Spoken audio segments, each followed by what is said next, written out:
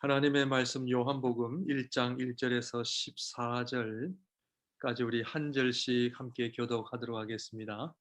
태초에 말씀이 계시니라. 이 말씀이 하나님과 함께 계셨으니 이 말씀은 곧 하나님이시니라.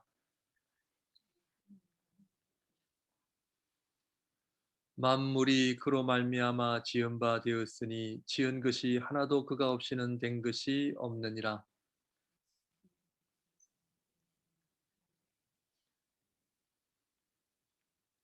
빛이 어두움에 비치되 어둠이 깨닫지 못하더라.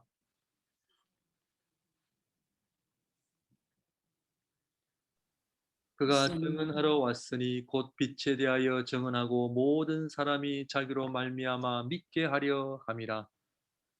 그는 이 빛이 아니요 이 빛에 대하여 증언하러 온지라. 참빛 곧 세상에 와서 각 사람에게 비추는 빛이 있었나니 그가 세상에 계셨으며 세상은 그로 말미암아 지은 바 되었으며 세상이 그를 알지 못하였고 자기 땅에 오매 자기 백성이 영접하지 아니하였으나 영접하는 자 곧 그 이름을 믿는 자들에게는 하나님의 자녀가 되는 권세를 주셨으니 이는 혈통으로나 육정으로나 사람의 뜻으로 나지 아니하고 오직 하나님께로부터 난 자들이니라. 말씀이 육신이 되어 우리 가운데 거하심에 우리가 그의 영광을 보니 아버지의 독생자의 영광이요 은혜와 진리가 충만하더라. 아멘.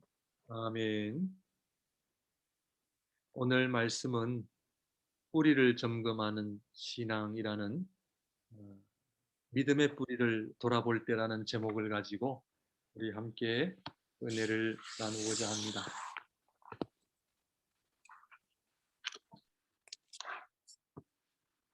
저희들은 한국을 떠나 외국에서 살아가는 이민자들입니다. 그런데 한국을 떠난 지 1, 2년 정도 된 분들이나 또 30년 혹은 50년이 된 분들이나 우리들에게 공통점이 하나 있습니다. 그것은 바로 한국에 대한 관심과 사랑을 가지고 있다는 것입니다. 그래서 저희가 여기 캐나다에 살아도 한국 뉴스를 보거나 한국 정치, 사회, 경제 등 늘 관심을 가지고 있습니다. 그렇다면 여기 캐나다에 사는 저와 여러분들에게 한국 정치와 사회 이슈가 우리에게 현실적으로 어떤 영향을 끼치는가 하느냐는 것이죠. 거의 끼치지 않습니다. 그런데도 우리가 왜 한국에 대해 이렇게 관심을 가지는 이유가 어디에 있습니까? 그것은 바로 우리의 뿌리이기 때문입니다. 뿌리를 안다는 것은 참으로 중요하다 하는 것을 말씀을 드리는 것입니다.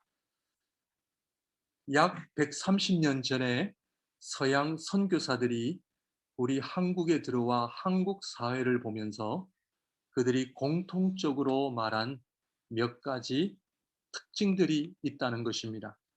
이것은 제 얘기가 아니라 우리 한국 근대사에 기록되어져 있는 그런 기록들입니다. 130년 전에 우리 한국 사회가 어떤 사회였느냐? 이분들이 기록하기를 한국 사회는 술 문제가 심각하다는 것입니다. 음주 문화를 꼬집었습니다. 그리고 거짓말이 난무하고 그래서 사기가 판을 치는 사회다 그렇게 보았습니다. 더 나아가 고위 관리들의 착취를 지적했습니다. 나라 전체가 뇌물을 줍고 받는 부정부패가 만연해져 있었다라는 것입니다. 그리고 또 한 가지 특이한 사실은 우리 한국 사회에 무당들이 많이 있었다라는 그런 기록까지 남겨놓았습니다. 저는 이 이야기를 들으면서 이 기록을 보면서 130년이 지난 지금 우리 한국 사회를 보게 되면 음주 문제, 사기 문제, 거짓말하는 것, 고위 관리들의 부정부패가 여전히 우리 한국 사회에 뿌리 깊게 자리를 잡고 있다는 것을 부인할 수가 없습니다. 여러분들 한국 뉴스를 한번 보시고 캐나다 뉴스를 한번 보세요. 비교를 해보시면 그 사회의 차이를 우리가 볼 수가 있습니다. 그때나 지금이나 변화되지 않았다라고 하는 것입니다. 더 안타까운 것은 한국에서 지배적인 종교인들인 기독교, 천주교, 불교 인구가 전체 인구의 절반을 넘는다는 것입니다. 이러한 종교인들이 많음에도 불구하고 특별히 기독교 인구가 훨씬 많이 늘어났음에도 불구하고 우리 한국 사회가 아직도 130년 전의 모습을 극복하지 못하고 여전히 그런 상태에 머물러 있다는 것은 참으로 슬픈 일이 아닐 수 없다는 것입니다. 특히 1907년에는 평양을 중심으로 대부흥이 일어나기도 해서 평양을 동양의 예루살렘이라고까지 불렀습니다. 그렇다면 우리 신앙인들이 한국 사회에 어떤 영향을 주었는가? 지금도 우리 교회와 신앙인들은 어떤 역할을 하고 있는가 하는 것은 우리가 돌아볼 필요가 있습니다. 그런데 복음은 한국에만 들어온 것이 아니라 주변 국가들인 중국, 일본, 인도에도 복음이 들어왔습니다. 그런데 어떻게 한국에서만 폭발적인 부흥이 있을 수 있었는가 하는 것도 우리가 고민해 볼 필요가 있죠. 전문가들은 여러 가지 많은 이야기 가운데 한국에서 복음이 폭발적인 부흥을 가져올 수밖에 없었던 이유 한 가지를 이야기하라면 그것은 바로 가난이었다고 하는 것입니다. 그 당시 한국이 너무 가난해서 이 가난을 극복하는 데 교회가 중요한 역할을 했다는 것이 그들의 해석 중에 하나입니다. 저는 개인적으로 여기에 한 가지 이유를 추가를 하라면 저는 우리 한국 민족이 지닌 종교성 때문이라고 저는 그렇게 표현하고 싶습니다. 우리 한국 민족의 원래 종교는 무엇이었냐면요. 무속신앙입니다. 이 무속신앙의 이 제사장 역할을 하는 자들이 무당들이었어요. 그래서 무당들이 많았다고 하는 것은 우리 사회가 100년 전만 하더라도 이 무속신앙이 뿌리 깊게 자리를 차지하고 있지 않았는가 하는 생각을 해봅니다. 이 무속신앙은 영어로 말하면 샤머니즘이라고도 합니다. 이 무속신앙의 가장 중심되는 가치가 뭐냐 하면 결국 잘 살고 복 받는 것입니다. 아마 우리 민족이 잘 살고 복 받으려는 열망이 그 어떤 민족보다 강하게 지니고 있다는 것도 우리가 알 수가 있습니다. 복에 대한 강한 열망이 교회 안에서의 열심과 헌신과 또 이렇게 연결은 되지 않았나 하는 것도 우리가 살펴보아야 합니다. 쉽게 말씀을 드리면 왜 신앙생활 하는가? 복 받기 위해서 한다는 것이죠. 그러다 보니 복음에 대한 순수, 복음의 핵심을 우리가 이해하고 또 적용하기보다는 그저 신앙생활의 목적이 복받고 잘 살고 그저 우리가 원하는 그런 은혜들을 누리기 위함이 아닌가 하는 것도 우리가 살펴보아야 합니다. 그러다 보니 결과적으로 사회가 변화되지 않는 이유는 복음에 대한 본질, 순수성에서 떠나왔기 때문에 기독교 신앙인들은 아직 많지만 아직도 사회가 옛날에 그런 습성에서 벗어나지 못하고 있는 것은 아닌가 하는 생각을 해봅니다. 제가 서론에서 이 말씀을 드리는 이유는 바로 한국 땅에 있었던 엄청난 부흥의 역사, 좋은 점도 있죠. 물론 좋은 점도 있었습니다. 그러나 우리가 살펴보기를 원하는 것은 오늘 우리가 제대로 된 복음과 말씀 위에 서 있는가 하는 것입니다. 제대로 된 믿음 생활을 우리는 하고 있는가? 이 질문에 우리는 대답을 해야 합니다. 특별히 코로나 사태라는 어려운 시기를 맞이하면서 이 온 세계가 사실은 뿌리채 흔들리고 있습니다. 뿌리채 흔들리고 우리의 건강, 경제, 정치 모든 지금 이슈들이 흔들리고 있는 가운데 저희는 하나님을 믿는 복음을 믿는 신앙인으로서 무엇보다 점검해야 될 것은 정말 우리는 하나님 앞에 제대로 살고 있는가? 이 얘기는 정말 우리는 믿음 생활을 제대로 하고 있는가라고 하는 점검을 해야 한다는 이야기입니다. 무엇보다도 내 자신이 우리가 국가를 탓하고 사회를 탓하기 전에 내 자신부터 나는 정말 하나님 기뻐하시는 삶을 살아가고 있는가를 돌아보아야 합니다. 제가 요즘 책을 보면서 공부를 조금 하고 있습니다. 공부한다는 자랑을 여러분들에게 하기 위해서가 아니라 하나님께서 이 코로나 시기를 통해서 참 제 나름대로 좀 그런 기회를 주고 계시는 건 아닌가 해서 좀 공부를 하고 있는데 제 공부의 이 주된 주제는 초대교회의 성도들이 어떻게 신앙생활을 했는가 하는 공부입니다. 주후 1세기에서 한 5세기까지 정도의 교회사를 공부하고 있는데 참 많은 은혜를 받고요. 제가 시간이 되면 또 우리 성도님들과 함께 또 이런 은혜를 나누고자 합니다.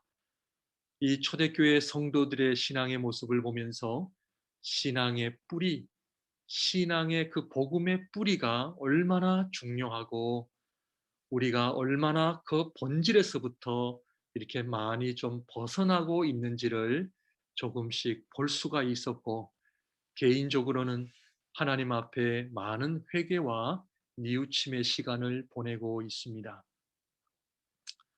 이 뿌리는 땅 밑에 있기 때문에 뿌리를 살피는 일은 쉽지가 않습니다. 그리고 뿌리를 보더라도 겉으로 이게 살았는지 죽어 있는지도 분간이 잘 안 되는 것이 뿌리의 특징입니다. 그래서 여기에는 하나님의 특별한 은혜가 있어야 가능하다는 이야기입니다. 그런데 위기는 항상 특별한 하나님의 은혜가 같이 따라옴을 기억해야 합니다. 그래서 우리 성도님들 참 이런 어려운 시기, 고난과 위기가 올 때 좌절하시거나 또 실망하시거나 또 특별히 시험에 드시지 마시고 이 어려울 때일수록 하나님의 은혜 또한 더 특별하다 생각하셔서 하나님의 특별한 은혜로 또 잘 극복하시고 좀 전에 말씀을 드린 것처럼 우리의 삶의 뿌리, 내 믿음의 뿌리를 정말 제대로 한번 돌아보시는 귀한 시간이 그런 기회가 되시기를 바랍니다. 그러므로 어, 나의 종교성, 나의 열심, 이 무속신앙이라고 말씀을 드렸는데 이것은 우리 민족에게만 있는 것이 아닙니다. 다른 민족에게도 나타나는 현상이죠. 대표적으로 이스라엘 민족이 출애굽하고 나서 그들이 광야에서 금 송아지 만든 사건 잘 알고 계시죠? 예, 이스라엘 백성도 그런 약점이 있었습니다. 그것은 뭐냐 하면 신앙의 대상이신 하나님이 중요하지 않고 내가 복 받는 게 중요해요. 그래서 내가 섬기는 내 신앙의 대상이신 하나님, 여호와 하나님, 예수 그리스도가 누구시냐에는 관심이 없어요. 그저 내가 복을 받으면 된다라고 하는 이 무속신앙. 이스라엘 백성에게도 이것 때문에 광야에서 금송아지를 만든 거예요. 왜? 신앙의 대상이 중요하지 않거든요. 그저 내가 복 받으면 되니까. 오늘 이러한 가치관과 이러한 신앙이 사실은 대세입니다. 정말 신앙생활을 왜 하느냐? 뿌리 깊게 찾아보면요. 내가 복 받기 위해서 하거든요. 그런데 복이 나타나지 않으면 교회를 떠나고 신앙을 다 떠나는 것입니다. 그러므로 정말 내 열심, 내 생각, 내가 지금까지 지내왔던 교회 생활의 틀을 정말 한번 내려놓고요. 냉정한 점검이 필요하다 강조하고 싶습니다. 그러므로 신앙의 출발은 뭐냐? 그것은 바로 하나님을 바로 아는 것이 중요합니다. 하나님을 바로 아는 것이 신앙의 출발이 되어야 된다 하는 것입니다. 내가 말씀을 열심히 보고 열심히 기도하고 열심히 봉사하고 열심히 헌금 생활하는 것, 내가 얼마나 열심히 하느냐 하는 것은 본질이 아니다라는 말씀입니다. 그렇다고 열심히 안 해도 된다는 것이 아니라 바른 신앙생활의 핵심은 나의 열심이 아니라 신앙의 대상이신 하나님을 제대로 아는 것이다라는 것입니다. 하나님을 아는 길은 오직 하나밖에 없습니다. 그것은 바로 예수 그리스도를 통해서만 하나님을 알 수 있다는 것입니다. 그러므로 하나님을 안다는 것은 곧 예수 그리스도를 아는 것을 말하고 이 예수님을 아는 사람들의 특징이 하나 있습니다. 내가 정말 예수님을 제대로 하나님을 제대로 알고 있는지 없는지를 점검하는 잣대가 하나 있습니다. 그것이 바로 요한복음 1장 14절의 말씀입니다. 여러분들이 가지고 계시는 성경을 한번 보시면 좋을 것 같아요. 우리 스크린에 띄워주시는 것보다 성경을 가지고 계시면 1장 14절을 보시게 되면 말씀이 육신이 되어 우리 가운데 거하심에 우리가 그의 영광을 보니 아버지의 독생자의 영광이요 은혜와 진리가 충만하더라. 이 요한복음 1장 14절은 사도 요한이 하나님이신 그리스도를 경험하고 그 경험한 것을 요약한 것이 바로 이 9절의 말씀입니다. 내 신앙을 점검하는 잣대가 바로 저울이 바로 이 말씀이라는 거죠. 누구든지 그리스도를 만난 자들은 사도 요한의 고백처럼 동일한 고백과 경험을 하게 되는 것입니다. 우리 성도님들, 이 요한복음 1장 14절의 고백이 저와 여러분들의 고백입니까? 정말 이 말씀이 내 신앙을 설명하는데, 표현하는데 이 아름다운 고백을 여러분들 하고 계십니까? 그렇다면 어려운 삶을 살고 계십니까? 네, 물론 어렵죠. 코로나 때문에 힘드십니까? 경제적인 것 때문에 어려우십니까? 남들과 비교하면서 나는 열심히 살았는데 왜 나는 이것밖에 되지 않는가? 그런 실망감에 젖어 계십니까? 사도 요한은 요한복음 1장 14절에서 그런 얘기는 한마디도 없고요. 한마디도 없고 오직 예수 그리스도에 대한 말씀, 하나님의 영광, 독생자의 영광, 은혜와 진리가 충만하더라. 지난 한 주간의 삶을 여러분들 어떻게 정리하시겠습니까? 예수를 잘 믿고 신앙생활을 잘 하는 사람들은 하나님, 내 안에 우리의 삶 안에 하나님의 은혜와 진리가 충만한 삶으로 인하여 하나님 앞에 영광을 돌려드립니다. 이 고백이 나와야 되는 것입니다. 만약 나오지 않는다면 우리는 우리의 믿음을 점검해 볼 필요가 있습니다. 좀 더 말씀을 드리면 이 요한복음 1장 14절을 한마디로 말씀을 드리면 하나님의 영광을 경험하는 삶입니다. 신앙생활은 내가 하나님 잘 믿어서 복을 얼마나 많이 받았느냐가 아니라 하나님의 영광을 경험하는 것, 하나님의 영광이 내 안에 있는 것, 하나님의 영광을 날마다 경험하는 것, 이것이 바로 신앙생활이다 하는 것입니다. 하나님의 영광으로 충만한 자는 감사와 찬양이 넘쳐나고요. 하나님의 영광으로 가득한 인생을 살아가는 자에게는 날마다 천국을 경험하고요. 말씀의 능력을 경험하고요. 기도의 깊이를 알고요. 하나님 앞에 예배드림이 얼마나 복된 시간인지 모른다 하는 고백을 하며 살아가게 되어 있습니다. 그런데 우리가 하나님의 영광을 어떻게 볼 수 있습니까? 어떻게 경험할 수 있습니까? 그것은 바로 하나님께서 육신을 취하시고 우리 가운데 오셨기 때문입니다. 오늘 말씀을 보게 되면 14절 말씀이 육신이 되어 하나님이신 그리스도께서 육신을 취하신 이유가 어디에 있습니까? 여러분, 지난주는 부활 주일입니다. 이었습니다. 부활의 신앙을 여러분들이 확신을 가지고 가지시기를 원하시면 그리스도께서 육신을 취하셨다는 것에 대해서 잘 알고 계셔야 이것이 우리에게 부활의 확실한 신앙을 가져다 줍니다. 하나님이신 예수님께서 육신을 취하신 이유는 우리 육신을 지닌 모든 사람들이 살아계신 하나님을 만날 수 있다라는 것입니다. 놀라운 은혜죠. 그러므로 말씀이 육신이 되신 이 사건을 통해 누구든지 하나님을 만날 수 있습니다. 그리스도를 만날 수 있습니다.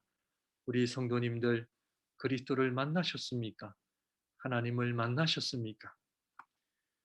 그렇다면 하나님의 영광을 경험해 보셨습니까? 그리스도의 영광을 경험해 보셨습니까? 그러므로 말씀이 육신이 되었다라고 하는 것은 그리스도를 통해 하나님을 경험하는 삶이 이루어진다라는 것입니다. 그러므로 그리스도 안에 하나님의 영광이 함께 들어 계시는 것이죠.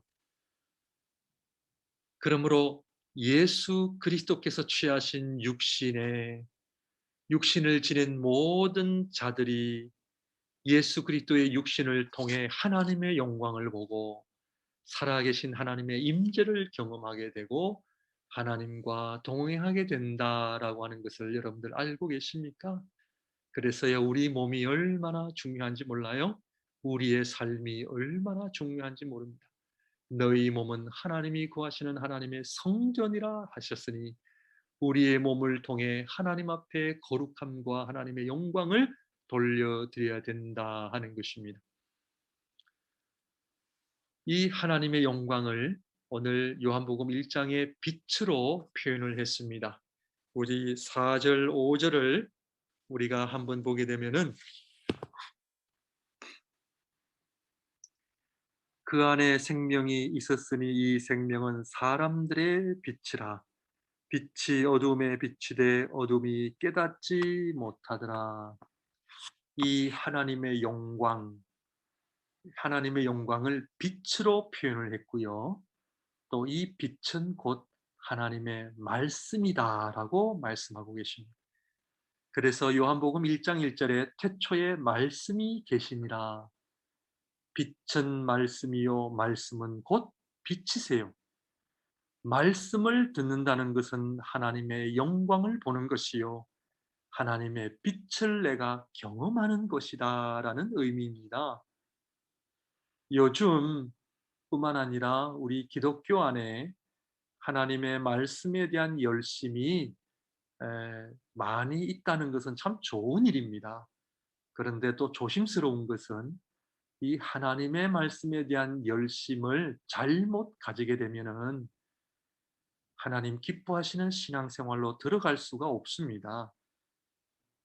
말씀은 내가 어떤 새로운 지식을 듣고 내가 어떤 감정과 하나가 되어서 은혜다라는 정도가 아니라 하나님의 말씀을 듣는다는 것은 하나님의 존재, 하나님의 살아계심을 경험하는 것입니다. 과거에는 허락되지 않았죠. 왜냐하면 하나님의 영광을 보는 순간 인간은 죽음을 맛보았기 때문입니다. 그러나 예수 안에서 그 하나님의 영광이 은혜로 우리에게 다가오신 것이죠. 그래서 신앙생활의 주체는 내가 아니라 하나님이시요, 하나님의 말씀이시요, 하나님의 영광입니다. 신앙생활은 하나님을 경험하는 것이죠. 그렇다면 이 하나님은 누구십니까? 이 세상을 창조하신 하나님이시죠. 그러므로 이 세상은 이 세상을 창조하신 하나님과 하나님의 창조를 입은 피조물 외에는 존재하지 않습니다. 내가 하나님처럼 살든지 내가 하나님의 창조를 입은 피조물로 살든지 둘 중 하나다입니다. 하나님처럼 살아간다면 우리는 모든 것이 내 마음대로 돼야 마음이 편하고, 피조물이 아니라 하나님처럼 내가 살아갈 때에 내 뜻이 이루어져야 그것이 편하다 생각하면 그것은 말로는 피조물이지만 그러나 내 스스로 하나님처럼 살아간다 하는 것을 우리는 알아야 합니다. 내가 하나님처럼 살아가는 사람들의 삶의 특징은 모든 것이 내 중심적으로 이루어져야 그것을 은혜라고 이야기하고 또 그것이 또 편안하다 그렇게 이야기를 합니다. 환경이나 주위 사람들도 다 내 중심적으로 다 될 때에 그때서야 내 마음이 편하다 이렇게 생각하시는 분들은 내가 하나님처럼 살고 있구나 좀 그렇게 생각하시면 됩니다. 자, 한 가지 예로 말씀을 드립니다. 코로나 때문에 어려우세요? 안 어려우세요? 코로나가 진짜 어려워요? 안 어려워요? 겉으로 볼 때는 어려운 것 같지만 그러나 우리가 피조물이라고 하는 관점에서 보면은 어렵다, 좋다 이야기할 수가 없는 거예요. 피조물의 입장에서는 하나님께서 코로나를 통해 복을 주시겠다 하면 좋은 거예요. 무슨 얘기인지 아시겠죠? 우리가 어려운 것은 고난 때문에 어려운 것이 아니라 그것이 고난이다 내가 생각하기 때문에 어려운 거예요. 사람들이 코로나 때문에 우리 다 망했어. 정말 우리를 어렵게 하는 것은 망한 상태 때문에 어려운 것이 아니라 내가 망했다라고 생각하는 것 때문에 어려운 거예요. 잘 이해가 되어지시죠? 창조주 하나님이심을 우리가 고백할 때에 하나님의 말씀을 통해 내가 은혜를 받았다라고 할 때에 어떤 일들이 일어나야 되느냐 하면 하나님은 창조주, 나는 피조물이에요. 피조물의 사명은 뭐다? 창조주 되신 하나님의 뜻이 이루어지는 것이 피조물의 복이에요. 내가 원하는 대로 사는 것이 복입니까? 여러분, 우리 어린 자녀들이 자기 마음대로 사는 것을 내버려 두는 것이 좋은 겁니까? 절대로 아닙니다. 아버지의 뜻을 따르고 제대로 돼야 그것이 복이죠. 우리도 똑같습니다. 여러분, 우리가 힘들다라고 할 때에 정말 힘든 것이 무엇인지를 한번 잘 보시기를 바랍니다. 정말 힘들어서 힘든 건지 아니면 내 생각이 힘들다 하기 때문에 힘든 건지 많은 경우에 사실은 힘들지가 않은데 내가 힘들다 생각하기 때문에 힘든 것은 아닌가. 그러므로 하나님의 말씀을 통해 하나님의 놀라우신 은혜를 체험하시기를 바랍니다.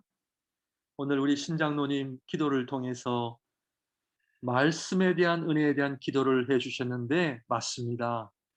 하나님의 말씀을 들으면 들을수록 하나님은 나의 창조주이시고 우리는 그 앞에 피조물입니다라고 하는 고백이 나오게 되고 창조주 되시는 하나님의 은혜와 능력을 알면 알수록 나는 피조물로서 더 작아지는 것이 원칙이에요. 그런데 하나님의 말씀을 통해 내가 더 살아나고 내 생각이 더 살아나고 내 주장이 더 살아나는 것은 진짜 은혜가 아니에요.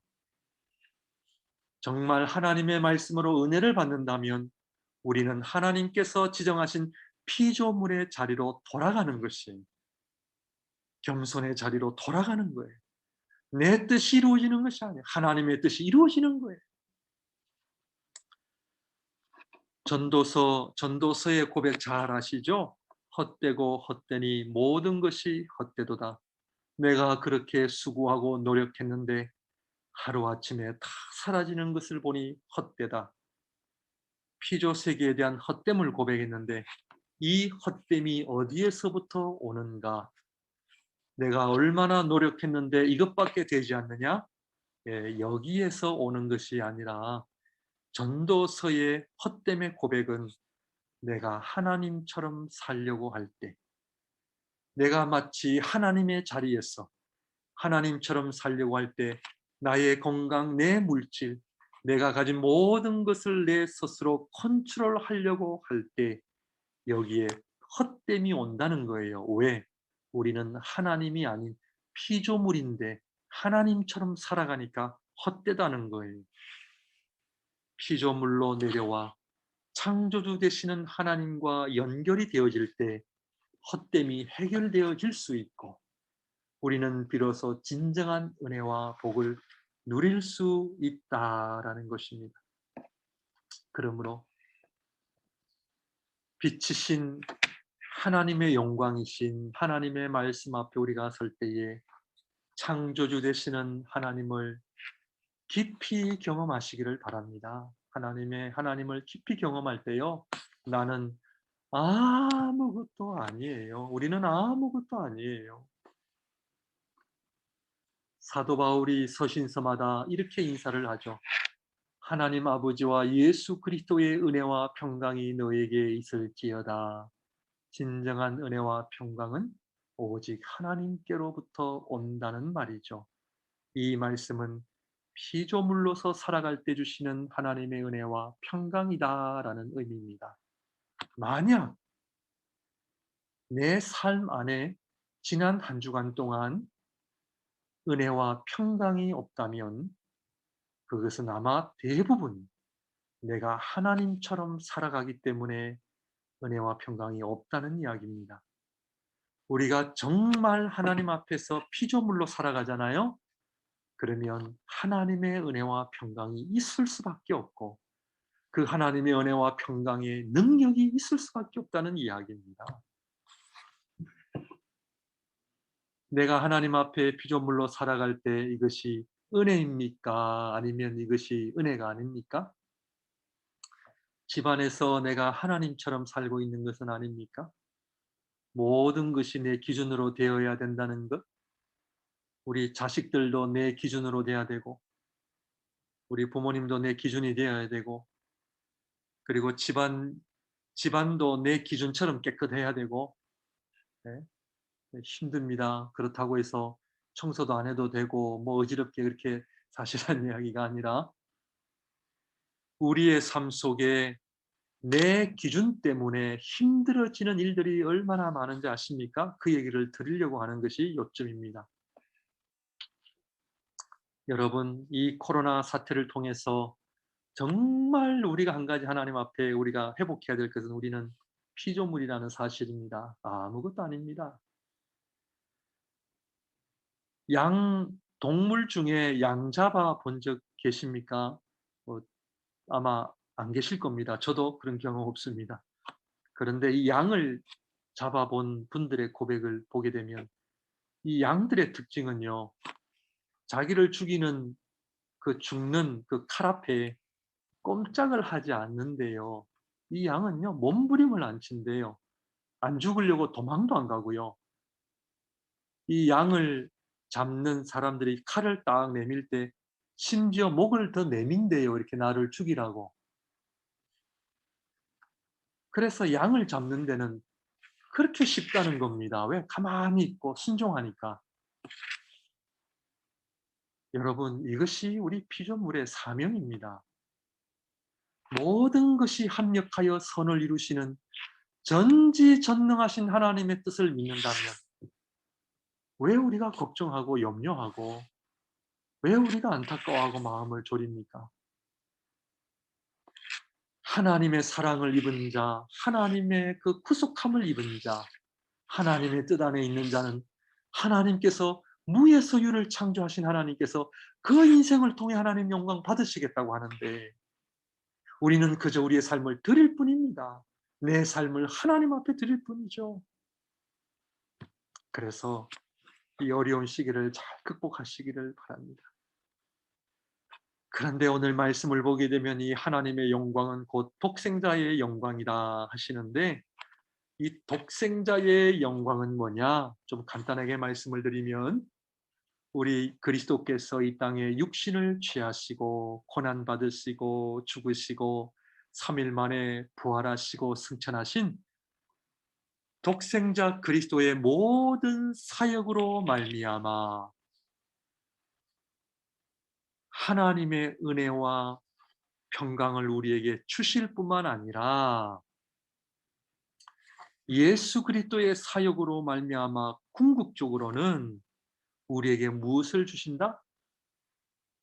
하나님 당신을 우리에게 주시는 것이 독생자의 영광이에요. 얼마나 놀라운 은혜입니까? 신앙생활은 하나님으로부터 오는 선물 정도를 받는 게 아니에요. 하나님으로부터 오는 선물, 복을 받는 정도가 아니라 독생자의 영광을 통해 하나님께서는 복음은 하나님 당신을 전체를 우리에게 주시는 것이 복음이에요. 그래서 하나님 당신 전체를 우리에게 주셔서 결국 믿는 자들과 하나님이 하나 되게 하셔서 하나님의 성전, 하나님의 처소가 되게 하신다는 것을 우리가 알아야 됩니다. 그래서 이 사도 요한은 은혜와 진리가 충만하더라라는 이 고백은 하나님을 의미하는 것이죠. 내 안에 하나님이 거하시고 내가 하나님과 함께 살아가는 이 복된 삶이 복음의 삶이다라고 하는 것이에요. 그래서 고난도 두려움이 없고 심지어 순교의 자리까지 나아가는 것이 우리 신앙인들이에요. 사랑하는 성도 여러분, 은혜와 진리가 뭔지를 알고 계십니까? 하나님의 영광을 경험해 보셨습니까? 그 하나님의 영광은 독생자의 영광임을 알고 계십니까? 그래서 우리가 사나 죽으나 사도 요한이 고백했던 것처럼 오늘 요한복음 1장 14절의 고백처럼 말씀이 육신이 되어 우리 가운데 거하심에 우리가 그의 영광을 보니 아버지의 독생자의 영광이여 은혜와 진리가 충만하더라. 이 고백을 날마다 살아있는 동안 하시면서 하나님 앞에 찬양과 감사의 삶을 우리가 살고 계십니까? 아니면 솔직하게 머리로서는 알겠는데 실제적으로는 잘 오지를 않아요. 아마 대부분 이런 고백을 많이 하실 거예요. 그래서 이 부분을 한 가지를 더 말씀을 드리고 오늘 말씀 정리하도록 하겠습니다. 오늘 본문의 말씀을 보게 되면 하나님은 하나님의 영광, 빛으로 우리에게 오셨고 말씀으로 우리에게 오셨고 생명으로 오셨는데 심각한 문제가 뭡니까? 심각한 문제는 사람들이 이러한 하나님의 영광과 은혜를 모르고 있다는 것입니다. 첫 번째, 사람들이 이 예수님을 알아보지 못했다 하는 것이 요한복음 1장에 나타나 있습니다. 오늘 오후에 또 언제라도 시간이 되시면 1장의 말씀을 한번 좀 보시면 좋겠는데요. 빛이신 예수님이 하나님께서 육신을 취하시고 이 땅에 오셨음에도 불구하고 유대인들이 알아보지 못했다라는 거예요. 참 안타까운 일입니다. 그리고 세례 요한도 처음에는 알지를 못했습니다. 33절 말씀을 보게 되면은 나도 그를 알지 못하였으나 요한복음 1장에 예수 그리스도를 알지 못했다라고 하는 표현이 반복해서 등장합니다. 그 이유는 뭐냐 하면 빛을 인식하지 못하는 우리 안에 뭐요? 어두움 때문에 그래요. 그러므로 하나님의 영광과 은혜를 경험하지 못하는 이유는 어디에 있다? 내 안에 있는 어둠 때문에 그래요. 어둠. 이 어둠이 아주 심각합니다. 세례 요한도 나도 그를 알지 못하였으나, 그런데 자, 세 번째, 제자들도 알지 못했어요. 제자들도 주님을 알아보지 못하고 세례 요한을 통해, 또 나다나엘 같은 사람은 나사렛에서 무슨 선한 것이 날 수 있느냐 못 알아봤어요. 빛이신 예수님을 알지 못했다는 표현이 반복해서 나타납니다. 이것이 우리의 현실이다라는 거예요. 왜 알지 못합니까? 왜 하나님을 알지 못합니까? 왜 하나님의 은혜를, 그분의 복음을, 그분의 빛나는 영광을 알지 못하는 이유가 어디에 있다? 우리 안에 어둠 때문입니다. 그래서 신앙생활은 어둠에서 나와야 돼요. 빛으로 나와야 돼요. 그래서 어둠에서 빛으로 나온 사람들을 소개하죠. 누굽니까? 세례 요한과 제자들이에요. 그래서 세례 요한은 33절에 나도 그를 알지 못하였으나, 그런데 34절에는 내가 보고 그가 하나님의 아들이심을 증언하였노라.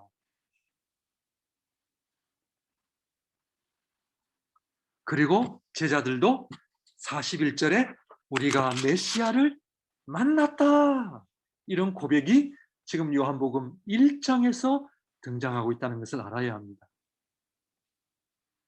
그리고 나다나엘은 나사렛에서 무슨 선한 것이 날 수 있느냐 얘기했지만 49절에 당신은 하나님의 아들이시요 당신은 이스라엘의 임금이로소이다. 빛으로 본 거죠. 빛을 보았습니다. 우리 성도님들 사는데 힘들죠. 솔직히 말씀을 드리면 사는 것은 힘든 일입니다. 자식을 키우고 돈을 벌고 이 세상에서 우리가 살아가려면 힘듭니다. 우울증 걸리고 낙심되고 짜증도 나고요. 원망과 불평이 나오죠. 코로나, 물질, 건강 때문에 힘들죠.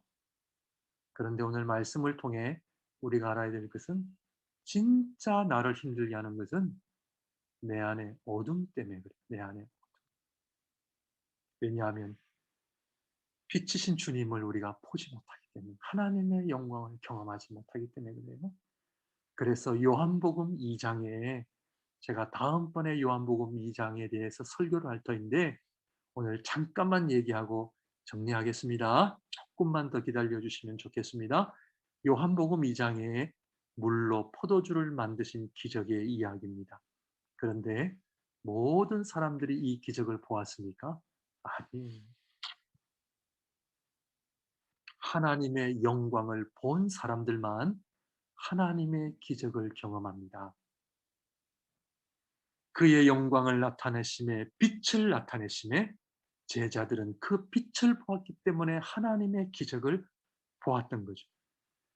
지금도 하나님의 기적이 일어날까요? 안 날까요?